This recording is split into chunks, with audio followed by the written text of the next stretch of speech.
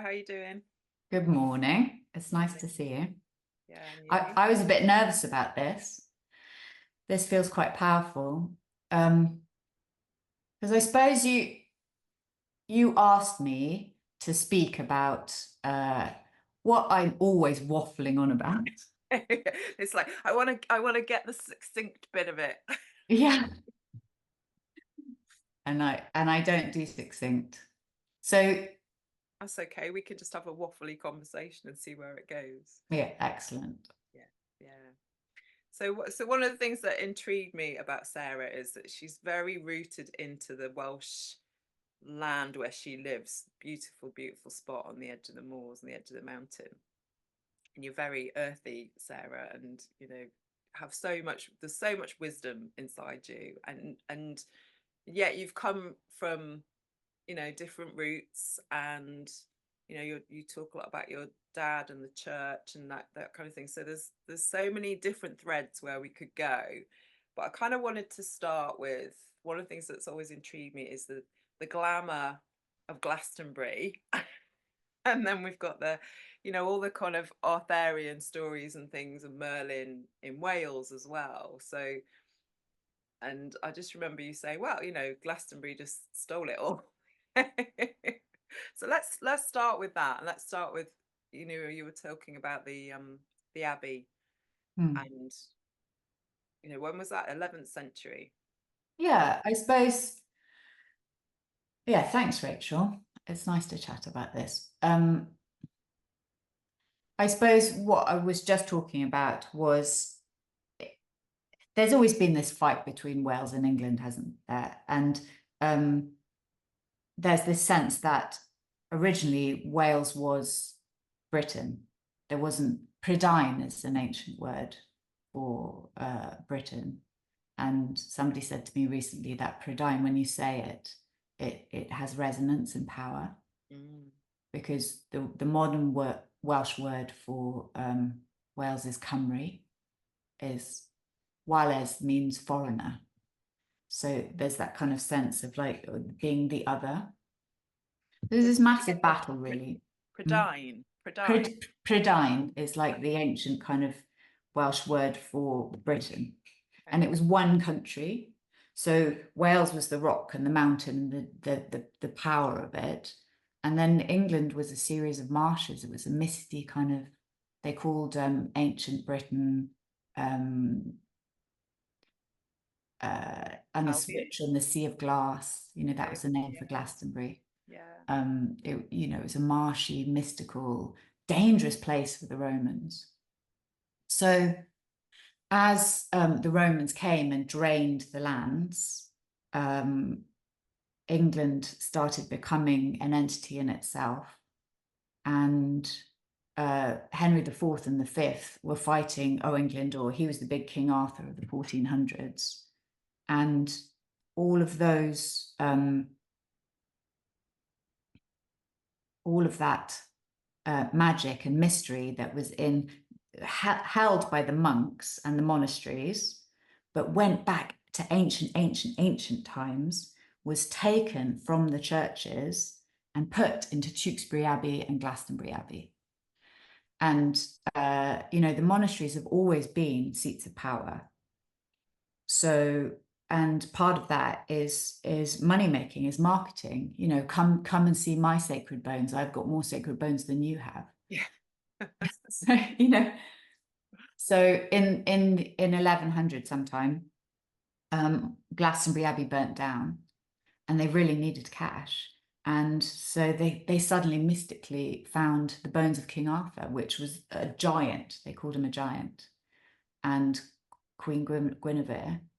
And suddenly Glastonbury became this really popular place.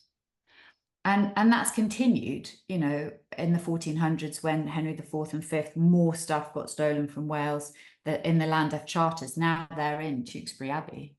All these Welsh documents are in Tewkesbury Abbey and Glastonbury Abbey. And you get this idea that the Normans really loved the Welsh stories because King Arthur is a fucking Welsh story. It goes back to the Mabinogion. Yeah. Who knows? we didn't bloody write things down because we were too busy having visions. The people who wrote things down are the overlords, the Romans and the Normans and the Anglo-Saxons. Yeah, and you're only going to get their version of things. Exactly. Yeah. So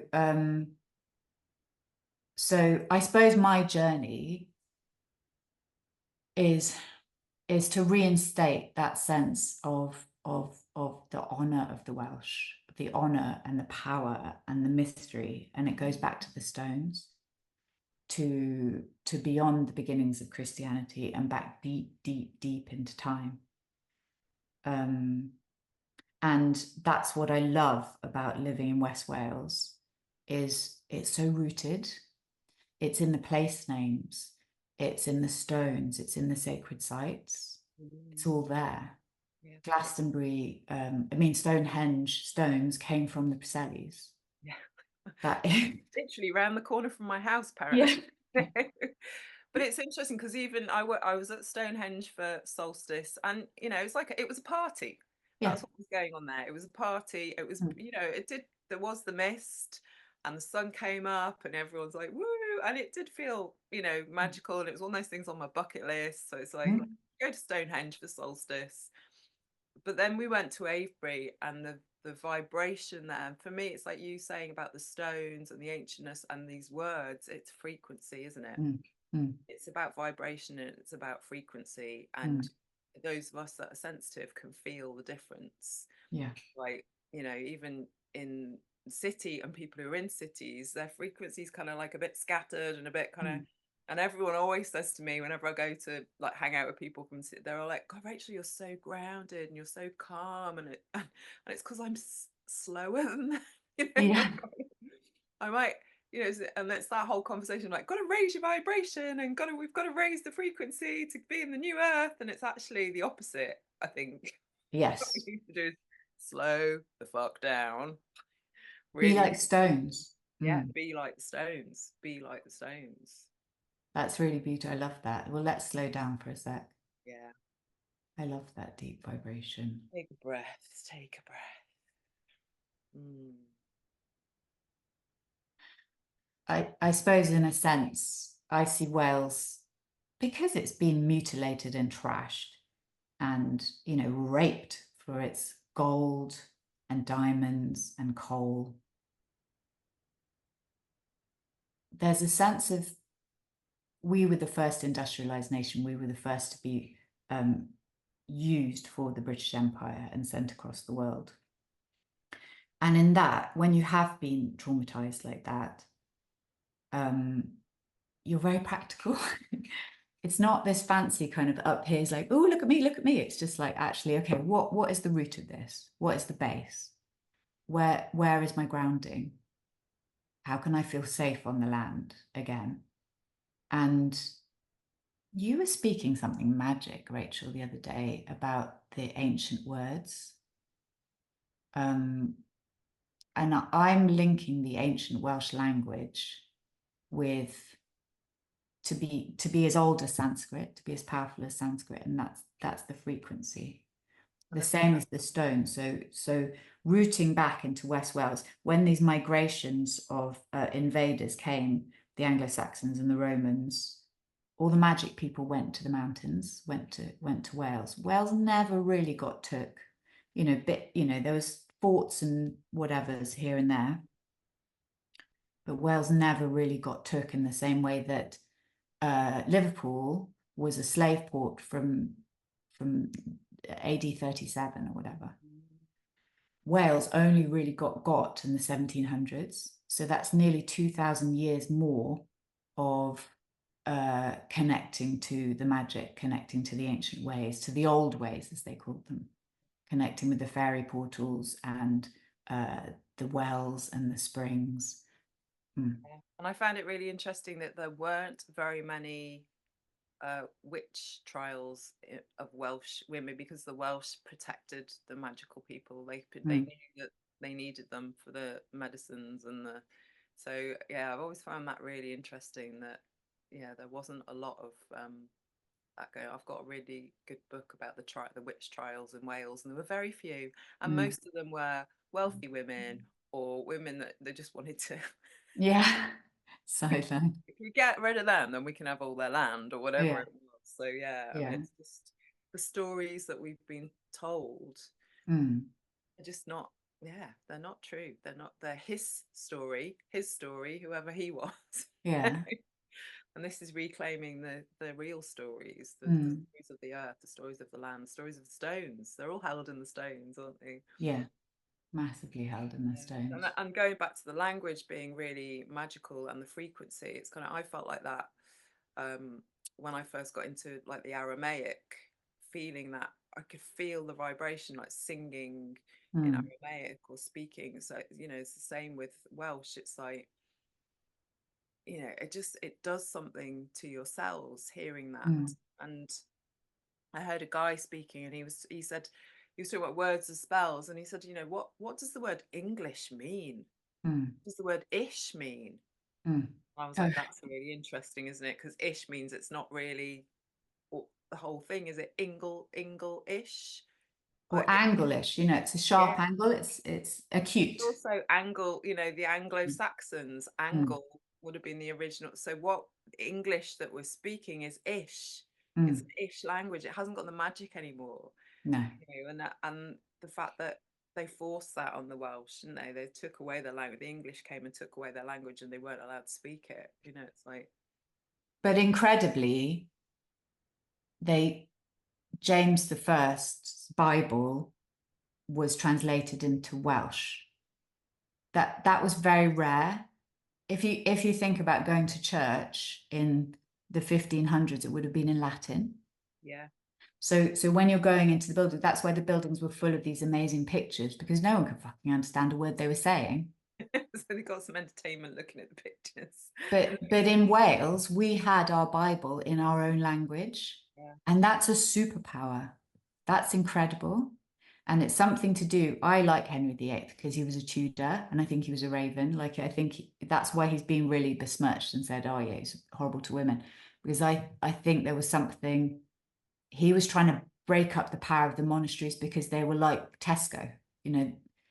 They there was something too controlling about what they were doing, and it was coming straight from the Pope. So I think that Henry VIII was a bit of a radical. Yeah. Yeah. And trying to get back to that ancient sense of the Welsh, because he was a Tudor, and it does go back to the old kings and the Druids. So what was my point? Yeah, the Bible, we had our Bible in our own language. So when we went into churches, which are orgone accumulators, William Reich talked about orgone, they're energy centers where acupuncture points where if you go into them, they resonate. They're chambers of resonation of sound Which and is why they frequency. had these beautiful organs with the bells and the labyrinths. And it's Yeah. like, yeah, I And mean, the old school churches were built so and they were intricately. built and they were built on the sacred groves. So Yeah. the sacred groves started as yew trees in circles, and then when those yew trees grow, a single yew tree would be there. It grows out its roots, and then they go down, and then they root again, and then that becomes a core, which is a circle. And so they got wider and wider, like fairy rings. And the trees, when you're in a sacred grove, the light coming through is just like the stained glass. So then when the Normans came, they solidified them into these structures, but they're still on these amazing PowerPoints that have been used pre 5,000 years, back pre-Atlantis, back into the golden age. Yeah. And Mm. actually, when we were at Avebury, I had this real sense of like, I was looking at the stones and they almost look like coral. And I said, I think these stones used to be underwater. And then we picked up a little booklet about Avebury from one of the shops, and it started saying how that some people believe they were put there by the Atlantean. Yeah. It's just like, okay, okay. Yeah, Exactly. yeah. And I just wanted to go back to another thing you said about the Aramaic. So there was the Hebrew laments, but also there's the male voice choirs, Mm, and that those chanting, and it wasn't just men, but it's that deep resonance. I think that male sound is goes really, really deep. yeah. So that they were resonance chambers as well. And when you do go to a chapel, to a Welsh funeral, even now, that powerful, whoa, really, it feels like the dragon. Wow. And that's the dragon rising, isn't it? That's the consciousness, which I think comes from, the Earth's rocking and rolling at the moment, isn't it? The magnetic frequency is, the Van Allen belts are at their lowest. It's kind of like a spider's web protection around the Earth, and it's very low at the moment, almost to nothing. So that all these photons and frequencies from deep in space, from the galactic center and beyond, are just powering into the Earth. And that's why the solar flares are so much. And it is a birth for the Earth. It's a real time. That's why I'm connecting with water at the moment, because I don't think the Earth is very grounded.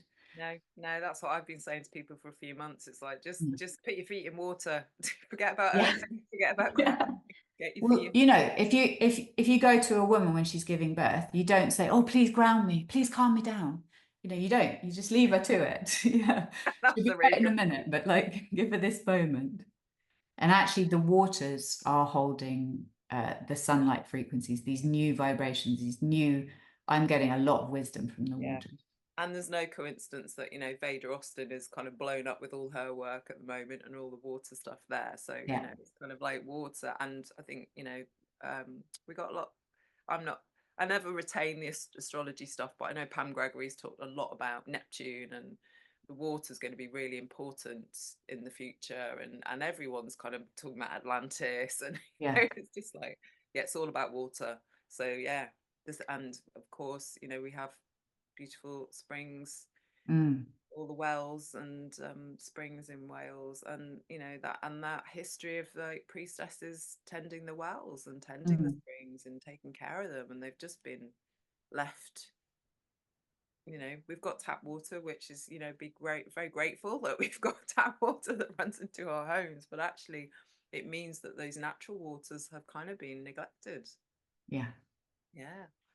Exactly. And what does it mean? I mean, in the Mabinogion and the ancient Welsh texts, they say that any water, even a puddle, is a connection to Anun, which is not the underworld, it's the other world. So it's a land of plenty. It's the summer lands. It's the land of fairy, and it's kind of tricksy and it's powerful, but you can access it. The Arwen is strongest, and the Arwen is inspiration. So Ceridwen is one head of the triple goddess, and she is the keeper of the sacred waters. And then she had 9 well maidens who would protect the sacred waters. And every May you would go and you'd bless your sacred well, and you'd do it up. And that's exactly the same as having a spring cleanse, isn't it?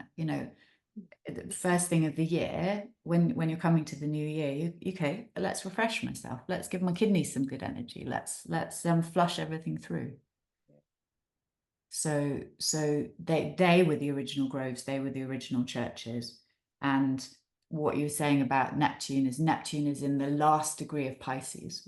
Neptune represents Pisces. It's all about the waters. It's all about the numinous, the collective.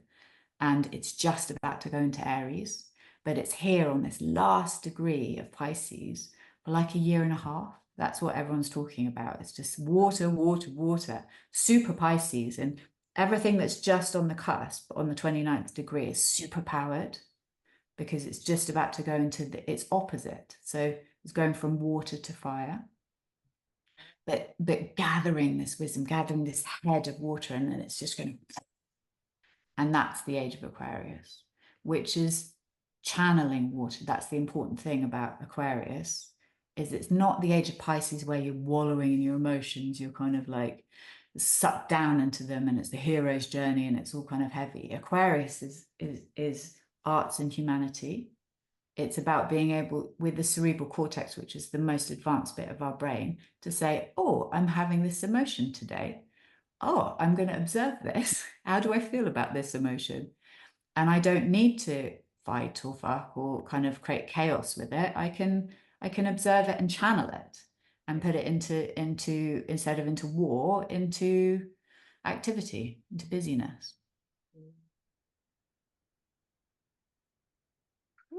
and Yes. breathe. I love these conversations. We go all over the place. So let's talk about Jesus, Yeshua, and Mary and Wales. What are your Okay. thoughts on that? Were they here? Definitely. Yeah. So what I think happened was we had the Hellenistic kind of the Greek philosophers, Pythagoras and all of them. And then we had the Druidical wisdom, which was huge and was a real structure of astronomy, astrology, herbology, thought, rhetoric, all these different, it was as powerful as the Chinese system. It was as powerful as the Vedas, it was deep and wide and strong. And it was quite kind of straight, it was quite kind of straight in a way, it was very university and serious and blah, blah, blah. And I suppose what came is that sense of we were in the numinous and then we went into the age of Pisces, and the age of Pisces is about the hero's journey, about the one, about the individual represented in Christ. So we went from, I'm going back in time now. So the fall is that sense of everyone being in collective energy, collective unconscious. We're kind of very telepathic, very intuitive, very connected to the land, into the time of being a human, into kind of a Newtonian kind of idea of like, okay, who am I? That Descartesian idea of like, I am an individual, I have individual emotions that are separate from yours. And Christianity kind of represents that. It kind of represents that idea of like, okay, there are many gods, but actually in its highest attunement, there is just one. There is just that I am. We are all one. We are all one consciousness. And I think Druidism got to that point. Caractacus was the king of Britain, Caradog, and Bran the Blessed, which means raven. The Romans fought and Caradoc lost and was taken to Rome and made such a good speech to the Senate that he was given the Pallas Britannicum. And this was the height of spiritual. If you think of the Essenes and you think of the mystery schools, this was the height of that place. It was the center of this beautiful frequency of the Druidical wisdom coming from Britain, Prydain, to Rome and meeting those frequencies of Israel and Palestine and Syria, and a kind of alchemical cauldron that then came back to Wales, and Caradoc's daughter Argain, which I feel has a frequency of Mary Magdalene. So this is the princess that set up. Yeah. She set up the first core at Llantywydd Major that became the first Druidical university that was the center of European wisdom. At that time, it was the center of knowledge. It was the center of power. And feeding into that, I feel that Mary Magdalene was there. Mm. And that's a powerful thing to say, I know it in my heart, that frequency. If you think of the 100 monkeys theory, if someone gets onto an idea, then it suddenly becomes a frequency that spreads. Yeah. So Yeshua and Mary are states of consciousness, they're frequencies that we can attain. And in our world, that was Caradoc, Bran, and Argain. That family was the Holy Family. Yeah. And that wisdom then spread across Wales, went quiet. And then the Dark Ages was the 5th and 6th century. So that's the Kells. That wisdom grew into these beautiful illuminated manuscripts. The Welsh saints, St. Patrick, the man of Ilid, they say, is Joseph of Arimathea. And that's documented. Ilid means Arimathea. So there's a real link with those two things. So the first churches were Llanillid, which is just next to Bridgend, and all around St. Peter Supermontum was also an Illid church. So They say that the first churches were in England. who says the first churches were in England? History. Yeah, I know, but that's like an Augustine kind of idea. If you're thinking about in terms of Essenes, they were radical communities. They were like growing their vegetables. They were like doing their wisdom, doing enemas. Yeah, doing cleansing. They were mystery schools. Yeah. They were priestess portals. You know, they were places of real deep wisdom, and you know, the Red Book of Hergest and the Black Book of Carmarthen talk about these characters, Illid and Ardwistley Hen, and all these big things, but they're actually really linked with the early Christian church. And it's powerful stuff. And very complicated, but also very simple if you get into the energy of it. I think that's it, isn't it? It's about coming back to that frequency and coming back to the energy. So we can get caught up in the story of like, oh, well, the Romans, you know, swept away the Druids and took away the knowledge, and you know, it's like, actually, what if we just bring it back and we weave a new story with it? Actually, the knowledge is still here. It's still in the land. It's still in the stones. And yes, there's churches on top of where the groves used to be, but if we, you know, you just go and sit in a church. I remember being called to go and sit in the church at Nevern where there's the Bleeding Ewe and Mary Magdalene coming in, and kind of like this. Yeah, I mean, it just opened me up to this whole, it's not about the dogma. It's not about the, you know, you know, we know that the church has done terrible things, but that's people. You know, that's people who behave like that. But actually, the energy of these places is still here, no matter if there's a church on top of them. It's like, and it was such a radical. I mean, Jesus was such a radical. Yeah.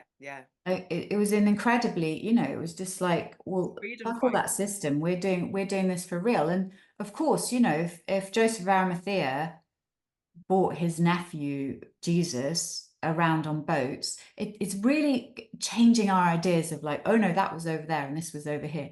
There was so much intercommunication. We kind of see 2000 years ago as barbarian. It was very cultured society. It was very structured. Yeah, and we know that, I mean, all the stories of Joseph of Arimathea, he was wealthy merchant. He was traveling all over the world. Yeah. So, you know, there's an opportunity there to go to all these different places. And, you know, I feel that, Yeshua was taken to the Druids and school, you know, it's a bit like doing foreign exchange. It's like, go and stay with the Druids for a summer, see what you know, go stay with go to the temples in Egypt. You know, there was all these years of Jesus's life where we're just, it's like, well, yeah, he was born and, and then he was crucified. What happened in the middle? Yeah. There's this whole story that, you know, there's a lot of ideas about what that story is, but ultimately it doesn't really matter, does it? It's coming back to, again, to that Christ consciousness, that vibration, what feels, for you, feels like truth for you. And it does, for me, it feels like this was a really ancient seat of learning. South Wales, West Wales was an ancient seat of power, and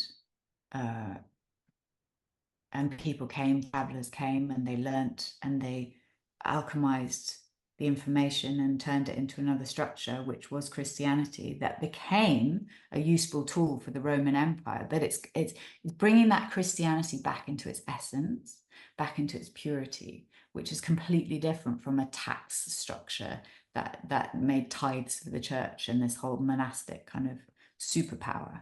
The origins of the Christian religion lie in Britain, in And of course that includes Glastonbury. And I'm not being denigrating Glastonbury, but I'm just kind of putting it into the context of the greater power, because it's all focused on Glastonbury, which is a bit like the girls kind of going, oh, look at me, aren't I pretty? Look at all my like lovely love and light kind of stuff. And then actually it negates that whole powerful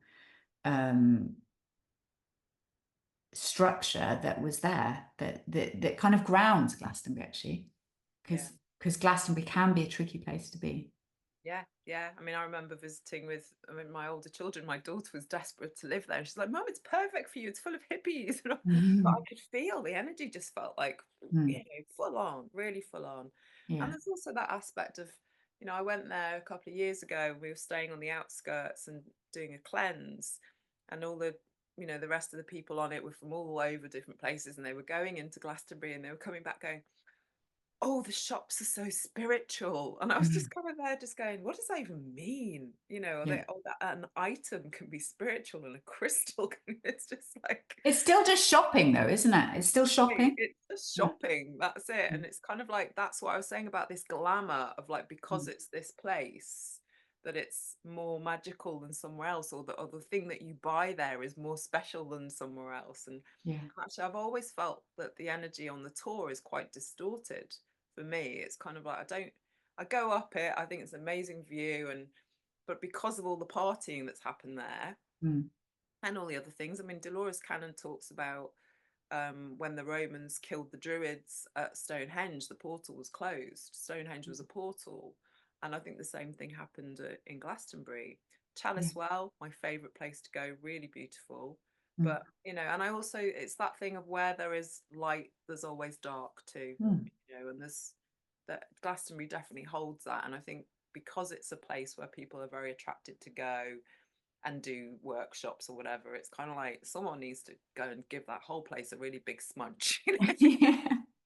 It's just, you know, and I've heard some quite dark stories of some of the stuff that is happening in Glastonbury, which I'm sure will all come to light because things are. But it's, you know, there's also, they've had this whole thing where they removed the mother and child statue from the Chalice Well, which was really interesting when I saw that, because immediately I was like, this is the divine feminine being cancelled, you know, which is what's happening in the world at the moment. The divine feminine is kind of being pushed aside, and it's like, actually it's her time, you know. It's really that it well, it's time for balance.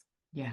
It's the time for balance. So anyway, let's yeah, come back to Wales. And it's interesting because, you know, my roots are actually Irish, so I found it quite strange almost in a way that I ended up being drawn to Wales. Been here for 13 going on 14 years.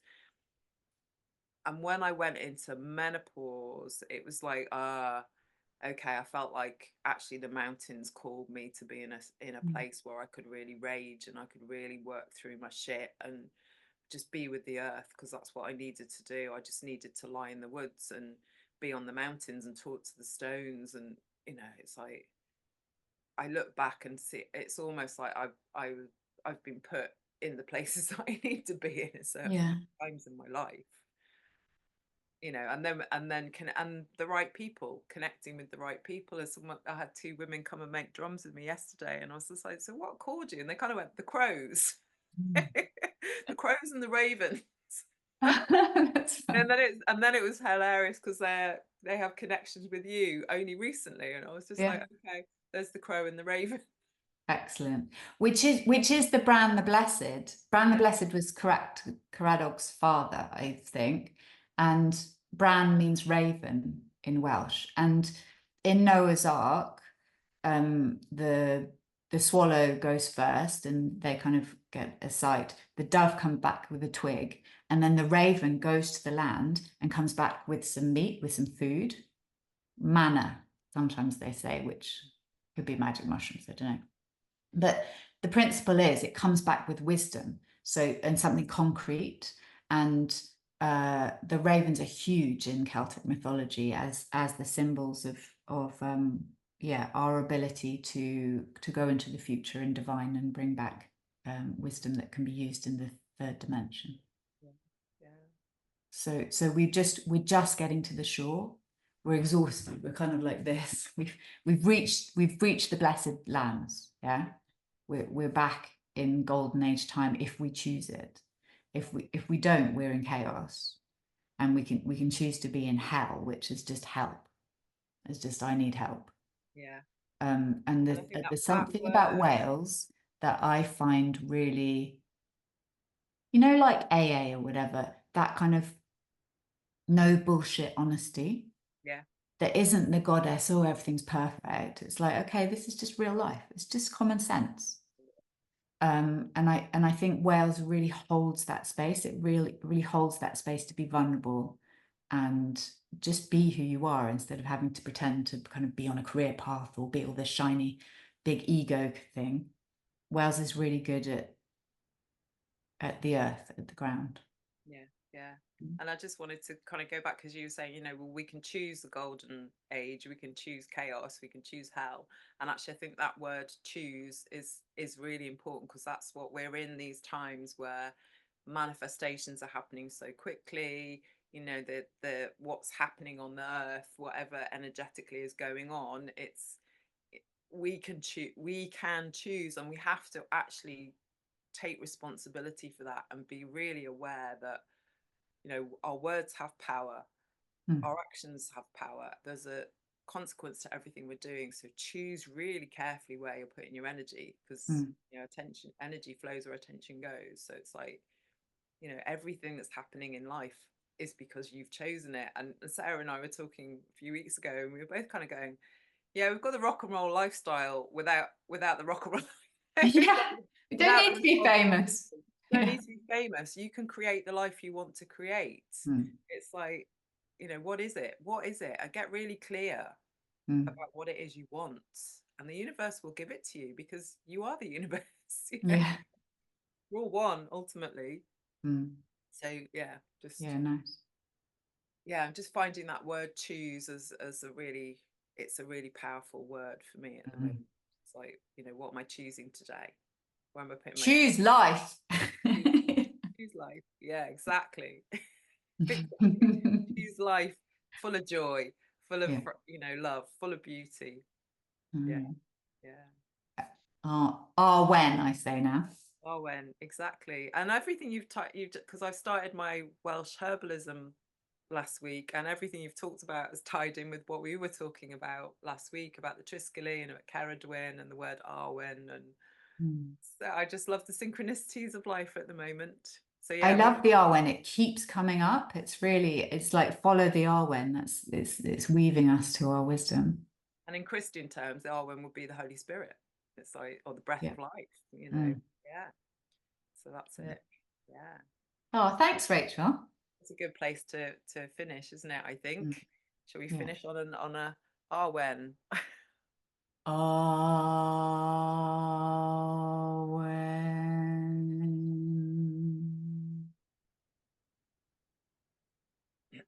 Feel the frequency of that word. It's beautiful.